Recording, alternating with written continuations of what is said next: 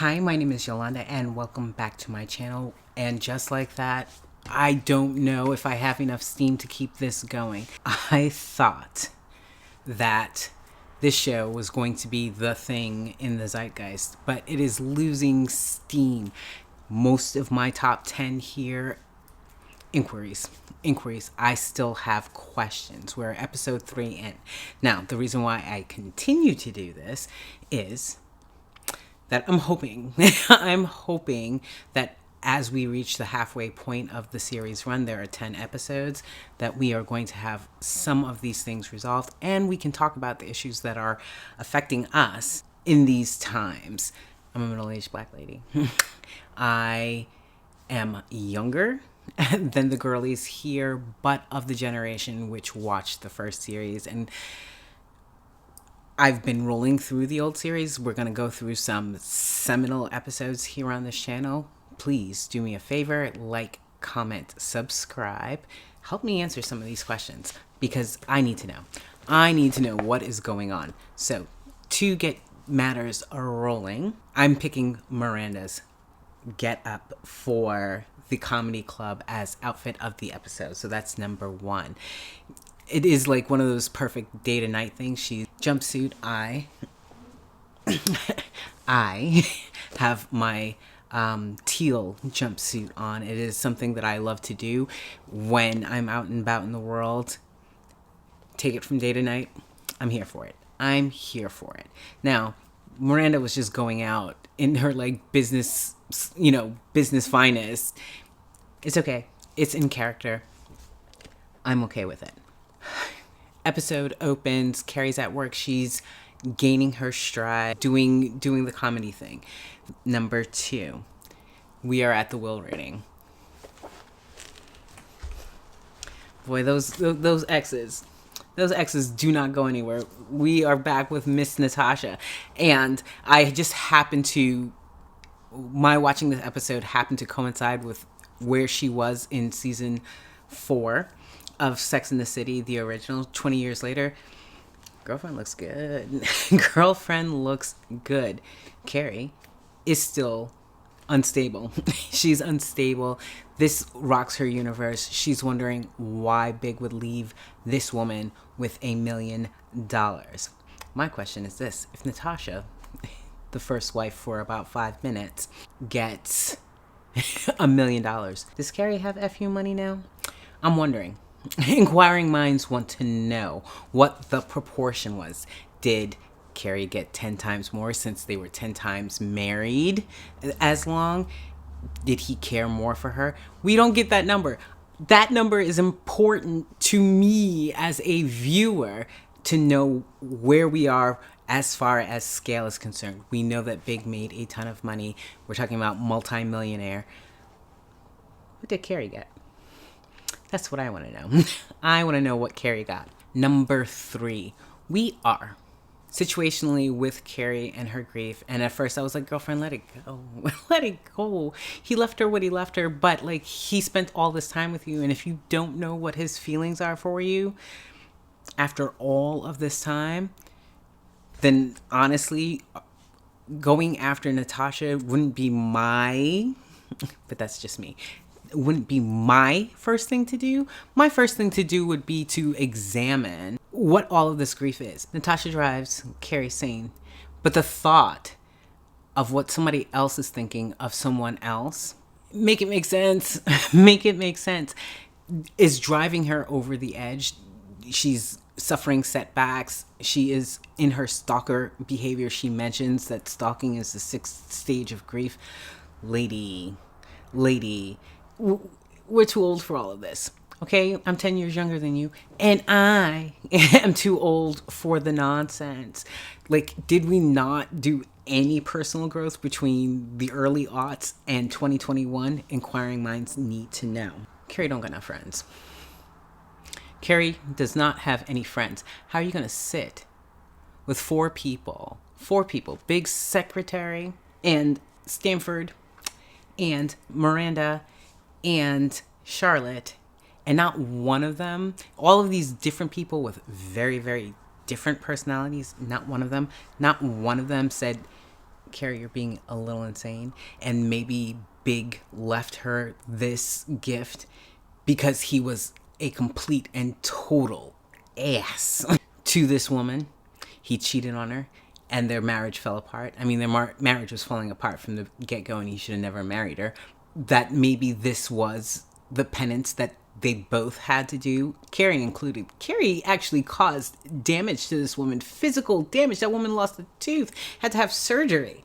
The first time around, Miss Charlotte and her daughter, and the gender question and how that is handled. Is that handled internally? Do we phone a friend, our favorite gay friend? That's what they're for. Like, that whole nonsense could have been handled with a little bit more nuance and a little bit more care. They made it into a comedic moment, which that's my preference. That's my default. Like, if I'm in pain, make it funny, right? But I don't know. I feel like there's more to be explored there. And what they're showing, not doing, and not saying says a lot about where we are in this country. It's a commentary on where we are talking about these things, because we've been talking about this for decades now. As I said before, I'm here for the drama and the conflict, but I don't see where it is high drama and high conflict, because we don't know where any of these people ideologically stand. Now, Charlotte, way back in the day, declared herself as a conservative. I'm waiting to see how that comes out. Carrie is going through her relationship with Big. What else don't I know? She doesn't know about a damn dog.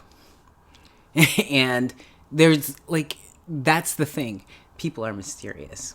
You can spend a lifetime with someone and not know them. Every man is an island unto himself.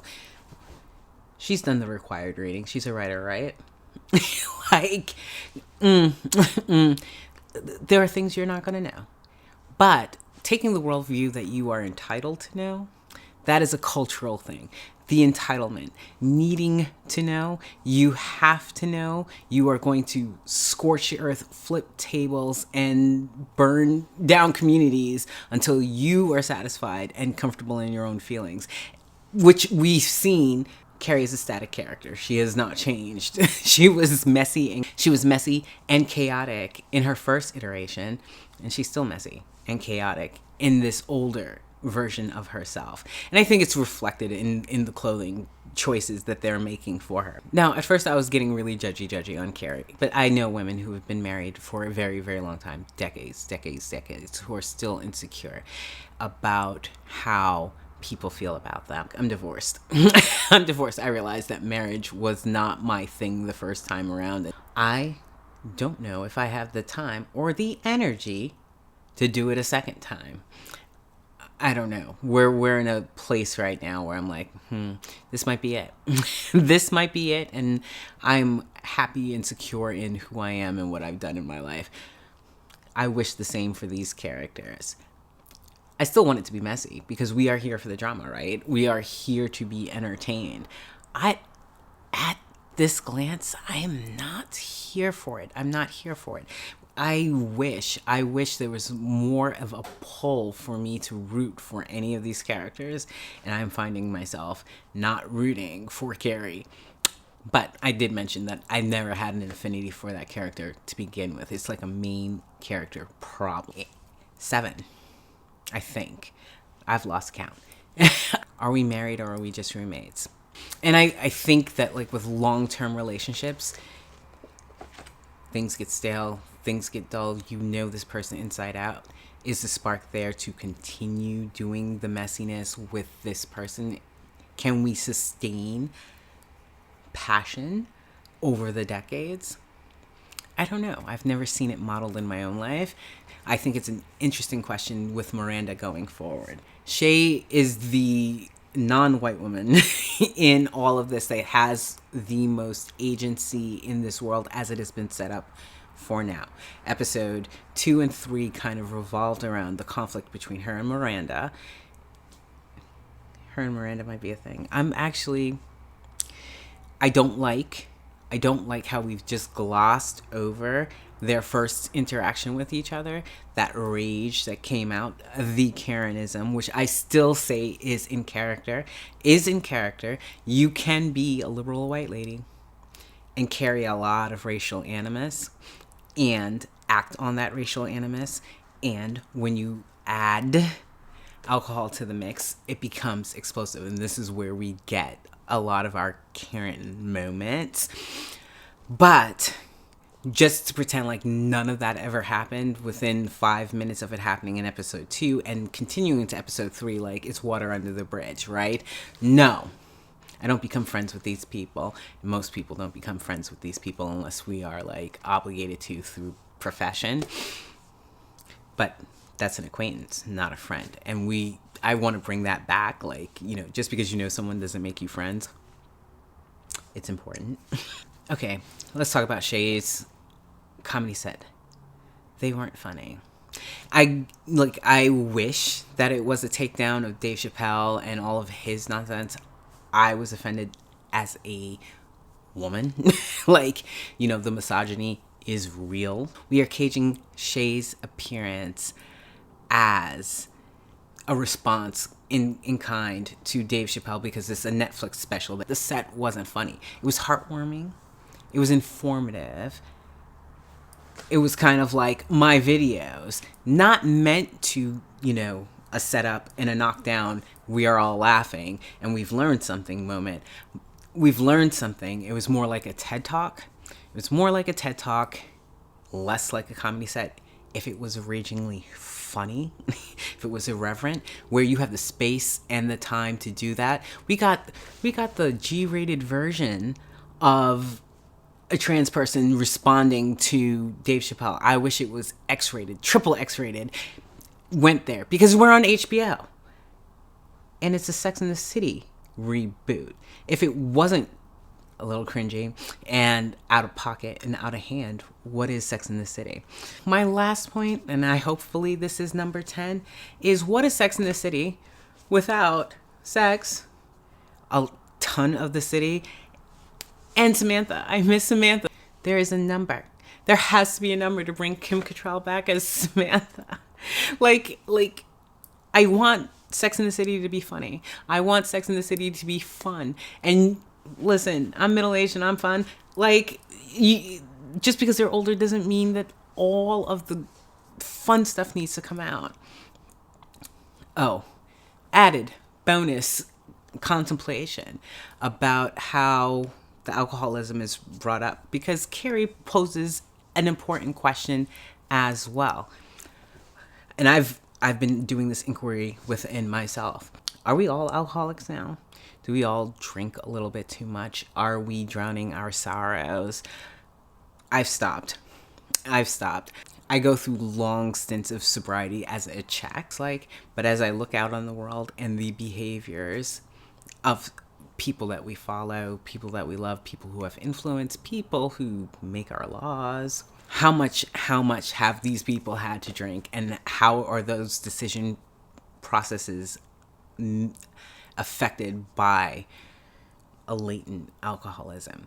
Because seeing the little bottles in Miranda's purse, seeing those bottles, yes, we know, because we've seen this over and over again, that, hey, this is a marker for alcoholism. But what about the alcoholism that we don't see? Because there was a lot of drinking. There was a lot of drinking through the first 2 episodes, less so in the 3rd episode, but it's there. You know, Miranda orders a 2nd, 3rd glass of wine. We know. Anyway, I'm hoping that the series gets better. Even if it doesn't, I have some ideas about where this can go. Again, please comment, subscribe, and I will be back with episode 4. We are catching up to the future now, and hopefully my video will be up Friday morning.